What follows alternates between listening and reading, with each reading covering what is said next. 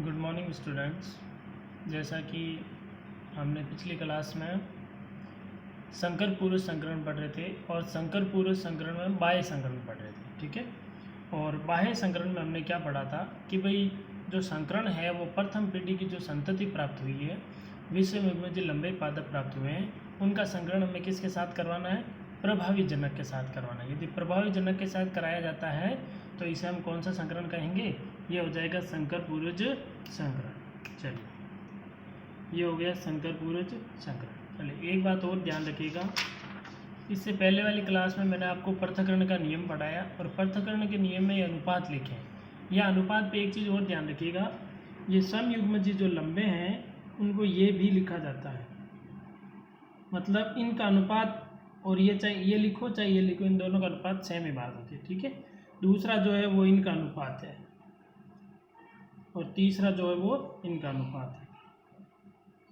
चलिए, ठीक है, चाहो तो ये लिखो ये लिखो, ठीक है, ये चीज़ ध्यान रखिएगा। चलिए, अब हमने जो ये बाह्य संकरण पढ़ा है, अब हम बाह्य संकरण में क्या करेंगे, इनका जीन प्ररूप और लक्षण प्ररूप निकालेंगे, ठीक है। तो यहाँ पर देखिए, ये पौधे जो हैं ये लंबे हैं और ये पौधे जो हैं विषम युग्मजीय लंबे, ये सम युग्मजीय लंबे और ये विषम युग्मजीय लंबे।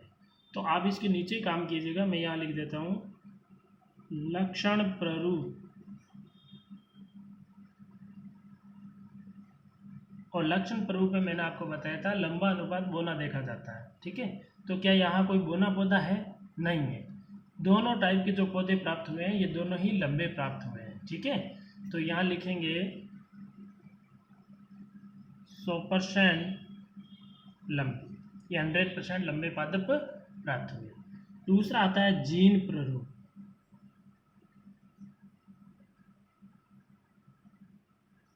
जीन प्ररूप, और जीन प्ररूप में इनका अनुपात लिखा जाता है, यानी कि समयुग्मजीय लंबा अनुपात विषम युग्मजीय लंबा। तो देखो, दोनों ही 50-50% हुए हैं, यानी कि दो प्रकार के पादप ही प्राप्त हुए हैं, जिसमें आधे तो हैं समयुग्मजीय लंबे और आधे हैं विषम युग्मजीय लंबे। तो मैं कहूँगा 50% लंबे समयुग्मजीय लंबे, है ना, समयुग्मजीय 50% समयुग्मजीय लंबे और 50% विषम युग्मजीय लंबे, ठीक है भाई। 50% तो क्या हुए? समयुग्मजीय लंबे पादप प्राप्त हुए, 50% ही विषम युग्मजीय लंबे प्राप्त। ये इनका जीन प्ररूप और लक्षण प्ररूप हमें यहाँ प्राप्त हो गया। चलिए, अब हम अगला पॉइंट ले रहे हैं। हमारा सेकंड जो पॉइंट है वो होगा, देखो संकरण जो है बाह्य संकरण दो प्रकार का होता है, संकर पूर्व संकरण, एक बाह्य संकरण दूसरा परीक्षण संकरण। तो हमने बाह्य संकरण कंप्लीटली पढ़ लिया है, दूसरा लेते हैं परीक्षण संकरण, ठीक है। चलिए, हेडिंग डालेंगे परीक्षण संकरण सेकंड।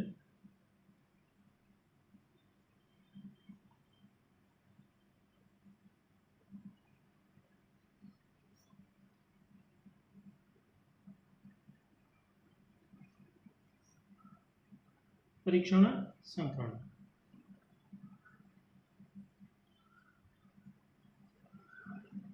Test cross.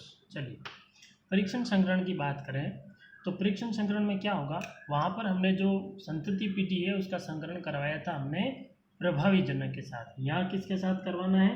अप्रभावी जनक के साथ। तो लिखेंगे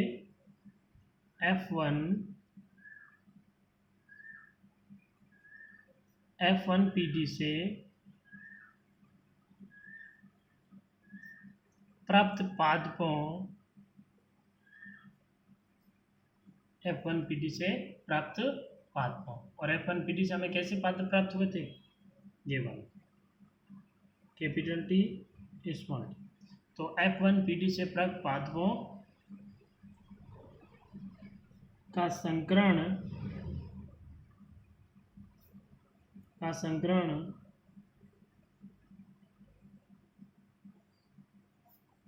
अप्रभावी जनक, और अप्रभावी जनक कौन सा होता है? स्मॉल टी, है ना। अप्रभावी जनक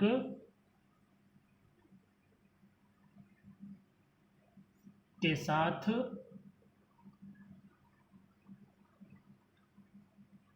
कराने पर, तो अप्रभावी जनक के साथ जब संकरण कराएंगे तो इसे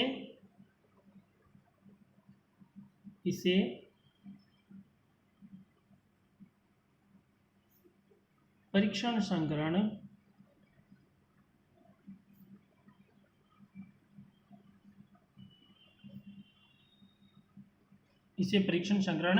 कहते हैं। ठीक है, चलिए हम इनका संकरण करा देते हैं।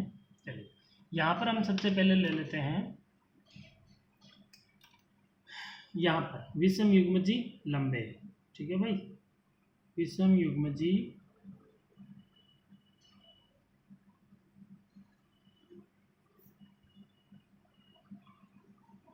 लंबे, यानी ये कौन सी पीटी हुई, ये पीटी हुई संतति पीटी, यानी F1 पीटी। मैं लिख सकता हूँ यहाँ F1 पीटी। ठीक है, और यहाँ अब किसके साथ कराना, अप्रभावी के जनक साथ, और अप्रभावी कौन है, स्मॉल टी, यानी इसका नाम क्या है, ये है आपके समयुग्मजी बोने, समयुग्मजी बोने स्मॉल टी। और ये कौन सी पीटी है, ये कौन सा जनक है, अप्रभावी जनक,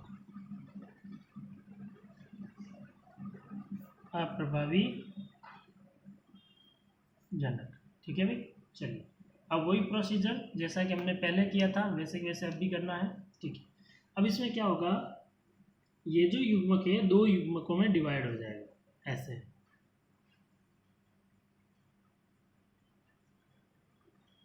एक कैपिटल टी और दूसरा स्मॉल टी। ये युग्मक दो युग्मक टूट गया, और यहाँ तो दोनों ही सेम है तो इसका एक कॉमन की तरफ बाहर आ जाएगा, एक युग्मक बाहर नहीं। अब इनका हम जब संकरण कराते हैं तो संकरण कराने के लिए पहले वाला प्रोसीजर सेम, यानी हमें क्या बनाना पड़ेगा, यहाँ एक ब्लॉक बनाना पड़ेगा जिसको कहते हैं चेकर बोर्ड। ठीक है, तो चेकर बोर्ड बनाते हैं। चलिए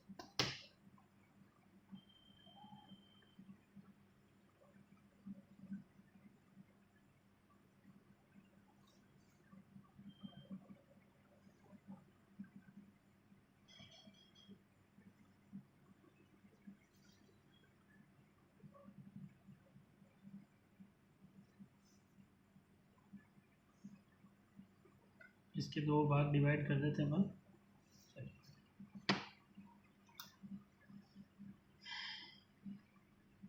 ठीक है, कोई एक नर होगा कोई एक मादा होगा, तो इधर चाहो तो इधर मादा ले लीजिए, इधर वाला नर ले लेते हैं। ठीक है, अब ये वाला जो है ये युग्मक यहाँ आएगा, यानी ये युग्मक यहाँ आएगा, और ये दोनों जो युग्मक हैं वो यहाँ आएंगे।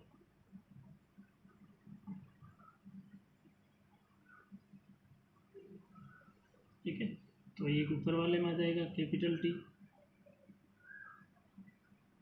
नीचे वाला में आ जाएगा स्मॉल टी।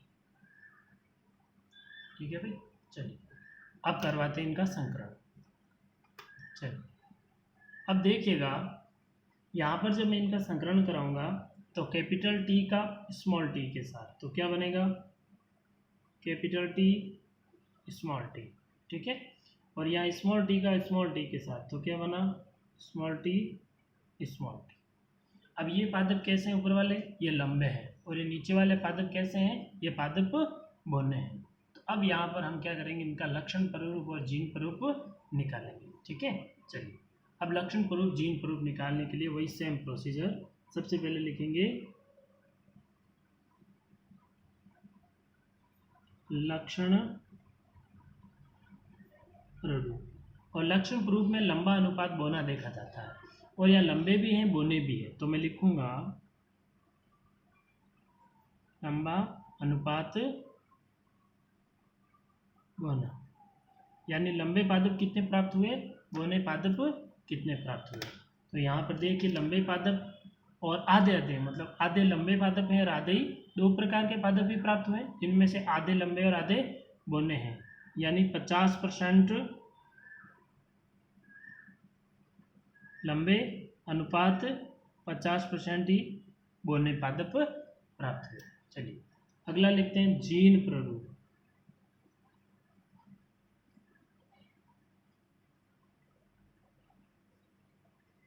जीन प्रारूप, और जीन प्रारूप में मैंने आपको बताया था, जीन प्रारूप में आपको क्या ध्यान रखना है, जीन प्रारूप में सम युग्मजी विषम युग्मजी, यानी एक तो हो रहा है विषम युग्मजी लंबा और दूसरा प्राप्त हो रहा है हमें सम युग्मजी बोना। तो मैं लिखूंगा सम युग्मजी, अब सम युग्मजी लिख दिया तो बोना वाला लिख दो, बोना यानी कि स्मॉल डी टी अनुपात, इसके अनुपात में लिख देंगे हम विषम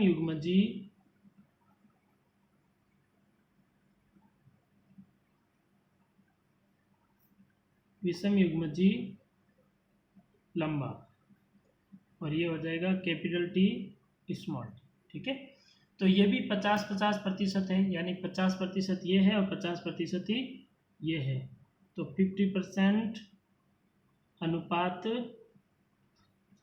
50%। ठीक है, चाहो तो एक अनुपात एक भी लिख सकते हैं इसको, मतलब आधे आधे प्राप्त हुए हैं, 50% ये वाले और 50% ये वाले। ठीक है भाई, चलिए अब यहाँ पर आप चाहो तो जब ये चेकर बोर्ड बनाते हैं तो इस चेकर बोर्ड में आप चाहो तो यहाँ लिख भी सकते हो हिंदी में कि भाई ये जो है लंबे हैं, ये जो है बोने हैं, मतलब ऐसे लिख भी सकते हैं अपन,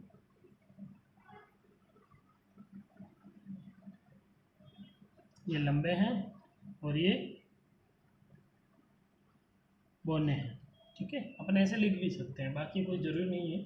चलिए, तो परीक्षण संकरण जो है ये भी हमारा जो टॉपिक है ये भी समाप्त हो गया। बिल्कुल छोटा सा टॉपिक है और बहुत ही इंपॉर्टेंट है। यहाँ पर आप एक तो परीक्षण संकरण और एक बाह्य संकरण, इन दोनों को अच्छे से ध्यान रखना। कैसे याद रखेंगे, देखिए परीक्षण संकरण है वो हमेशा अप्रभावी के साथ किया जाता है। परीक्षण संकरण किसके साथ किया जाता है, अप्रभावी के साथ किया जाता है। और बाह्य संकरण किसके साथ किया जाता है, प्रभावी के साथ किया जा सकता है। तो परीक्षण से क्या याद रखना आप, अपरीक्षण, अपरीक्षण से याद रहेगा आपको अप्रभावी, परीक्षण अपरीक्षण। तो समझ जाना कि परीक्षण संकरण है वो अप्रभावी के साथ, और अप्रभावी हमेशा कौन से होते हैं, बोने होते हैं। ठीक है, और प्रभावी जो होते हैं वो होते हैं लंबे, यानी कैपिटल टी होते हैं।